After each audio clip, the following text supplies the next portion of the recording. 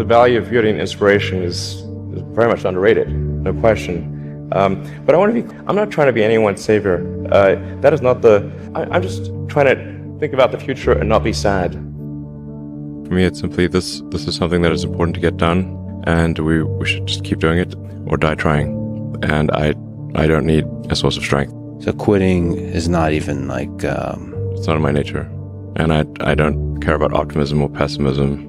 Fuck that, we're going to get it done. Tesla was under the most relentless short seller attack in the history of the stock market. Tesla was the most shorted stock in the history of stock markets. So, this was affecting our ability to hire people. It was affecting our ability to sell cars. Yeah, it was terrible. They wanted Tesla to die so bad they could taste it. Well, most of them have paid the price.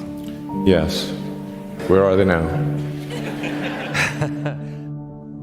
Just work like hell. I mean, you just have to put in, 80 to 100 hour weeks every week.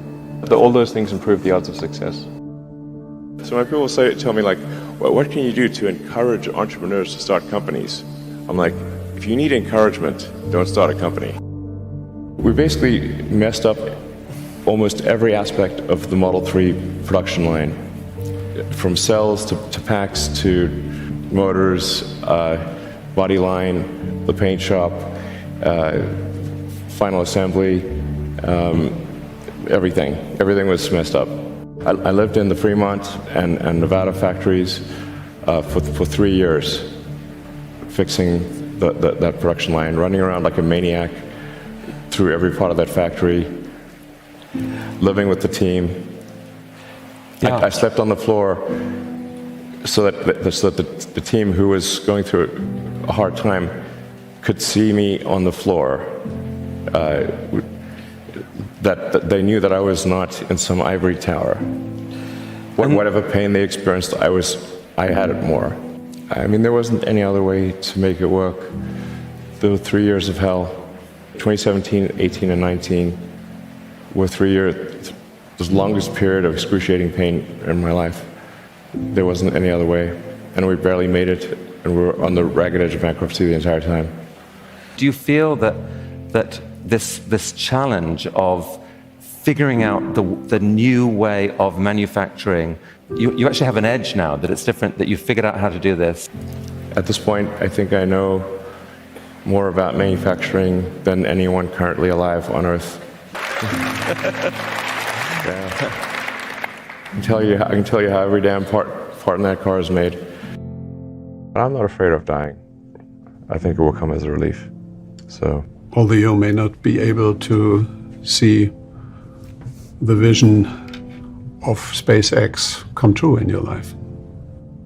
Well, I'd like to live long enough to see that. Being at a net worth of 230 billion, roughly, being perceived as the richest person. Do you know John Law? I don't know. John Law used to be the richest person on Earth 300 years ago. Okay. He was a poker player, a gambler. He was the biggest art collector on Earth, so a lot of superlatives. Wow. In the end, he went bankrupt. What? That's a pretty far to fall.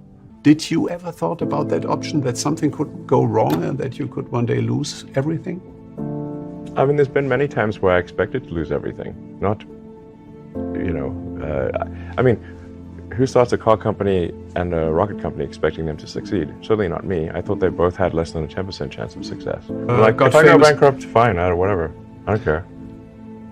So many people so many young people actually, from across the globe. If you have an advice to them, young people globally who want to be like Elon Musk, what's your advice to them? I think that probably they shouldn't want to be. You? I think it sounds better than it is. Okay. Yeah, it's not as much fun being me as you'd think. It could be worse for sure. Yeah, I mean, it's really hard starting a company. I mean, you have to basically be prepared to work constantly, from when you wake up to when you go to sleep. You have to be willing to deal with a lot of difficult problems and thorny problems. You have to be willing to deal with an enormous amount of stress. And you just got to push yourself super, super hard. I wouldn't recommend it for most people. Try to be useful. Do things that are useful to your fellow human beings, to the world. It's very hard to be useful. Very hard. Are you contributing more than you consume?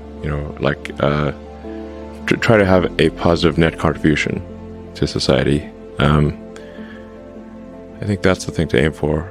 Not to try to be sort of a leader just for the sake of being a leader or whatever. A lot of times, the people you want as leaders are the people who don't want to be leaders. So, if you can live a useful life, that is a good life. A life worth having lived.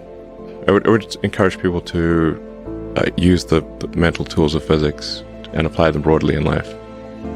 SpaceX, Tesla, Neuralink, and Boring Company are philanthropy. If you say philanthropy is love of humanity, they are philanthropy. Tesla is accelerating sustainable energy. This is a love of philanthropy. Right.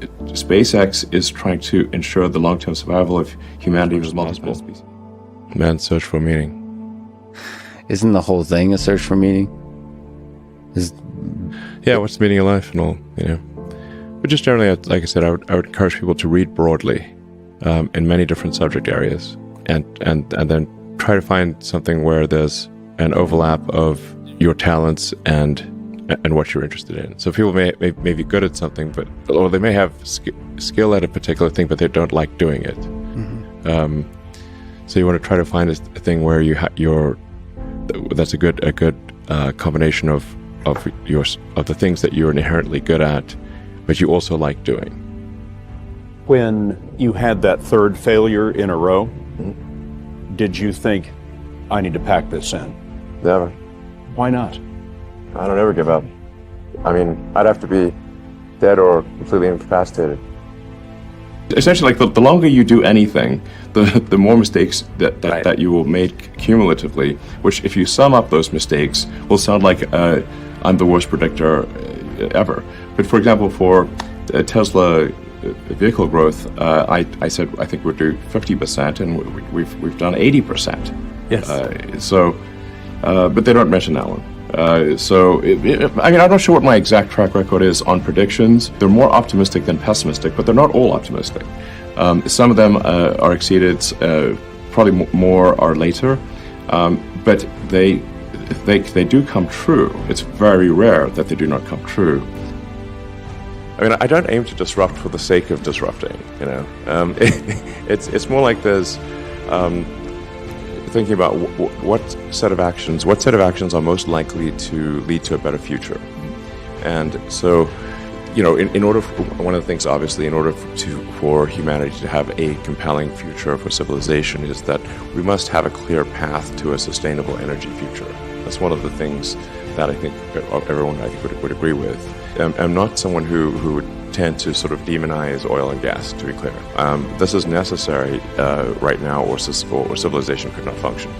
So I do think we actually need, and actually at this time, I think we actually need more oil and gas, not less. But simultaneously moving as fast as we can to a sustainable energy economy. I was living in the factory in Fremont and the one in Nevada for 3 years straight. That was my primary residence. Not kidding, literally. Did you keep the couch? I actually slept in a couch at one point in a tent on the roof.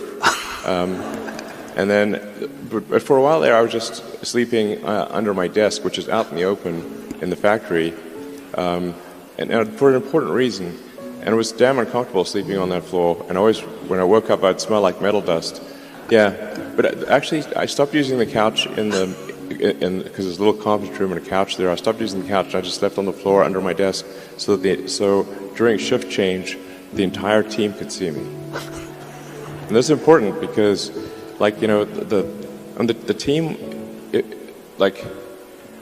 if they think the sort of their leader is off somewhere having a good time, drinking Mai Tais on a tropical island, the thing is that since the team could see me sleeping on the floor during shift change, it was just not with nothing. They knew I was there, and that made a huge difference.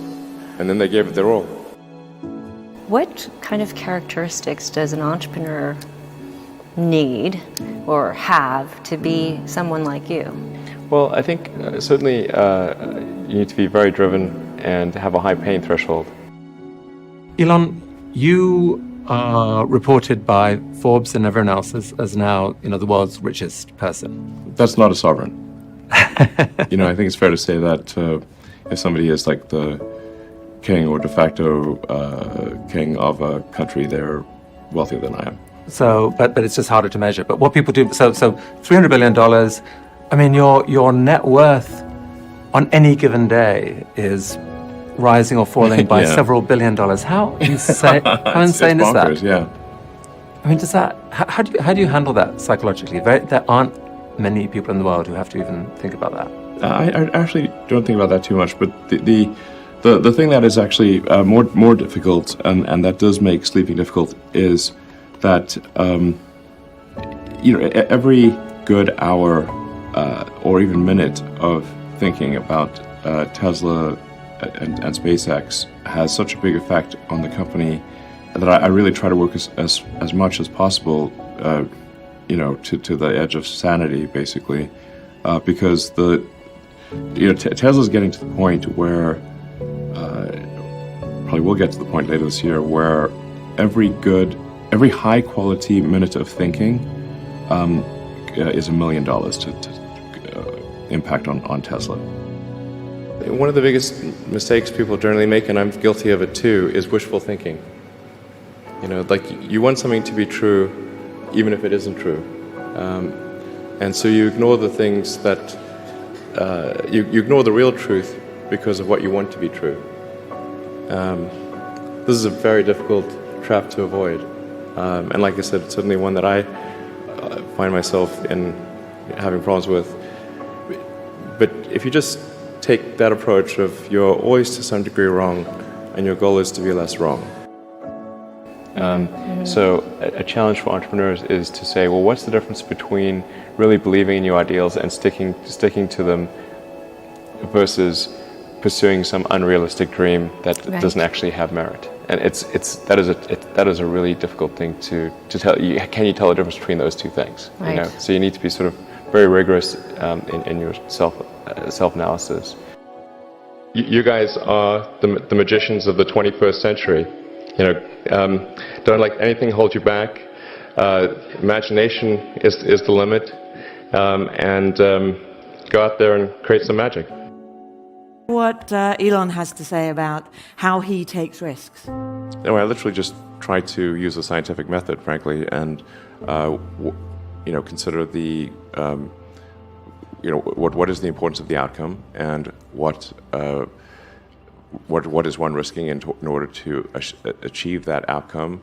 And but like I said, if the outcome is important enough, even if the probability of success is low, one must, I think, still do it. In my view, some things are very important, and in order to have a good future, and if we don't do them, well, then we're in big trouble. And so, and then how much of a risk really is it? Because if we don't take those actions, we won't have a good future.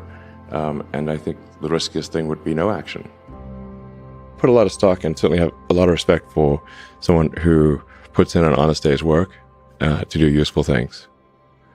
And just generally to have not a zero-sum mindset, or have more of a grow the pie mindset.